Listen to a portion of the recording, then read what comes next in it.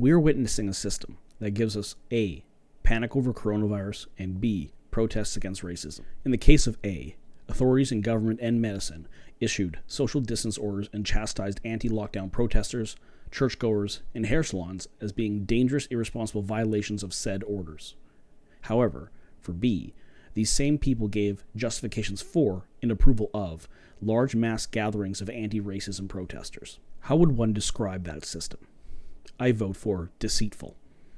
Now, people speaking for the system will talk of public health and state that the anti-lockdown protests endangered public health.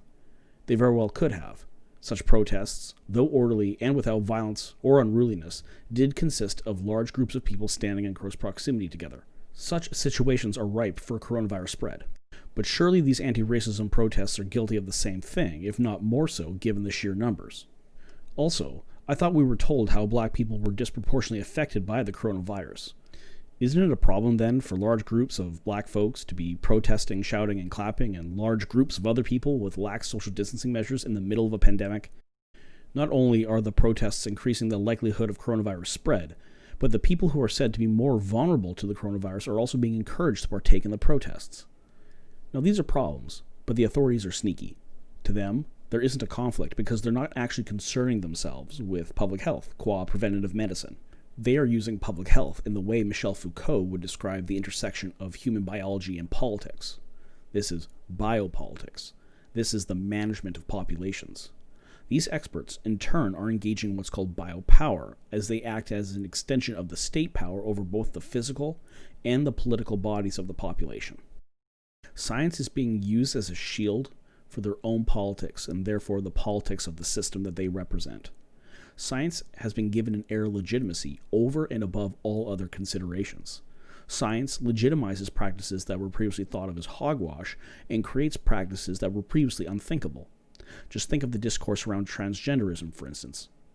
Now, science isn't value-free.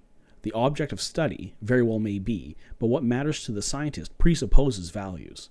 In the case of the public health authorities, what do they truly care about here? Well, if they were truly concerned about coronavirus spreading via mass gatherings, then the condemnation for the anti-racism protests sweeping the United States would have to exceed the condemnation of the anti-lockdown protests. But it isn't, and it isn't because this isn't about the science. It's about the politics. These people are using the language of public health in order to cloak their ideological positions. The equivocation is hot and heavy when they call white supremacy a public health issue.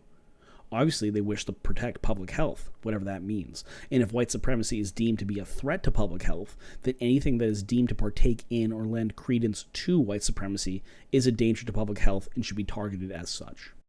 So, to their mind, there is no conflict between condemning the smaller, peaceful, predominantly white anti-lockdown protests, while at the same time giving their support to the much larger, more raucous, predominantly black anti-racism protests.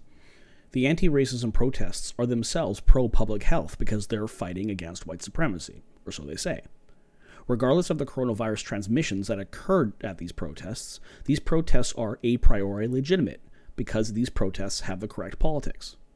To quote Thomas Sowell, experts are often called in not to provide factual information or dispassionate analysis for the purpose of decision-making by responsible officials, but to give political cover for decisions made and based on other considerations entirely. This isn't about spreading disease. This is about spreading a narrative. They expect you to believe it and to take a knee. Don't.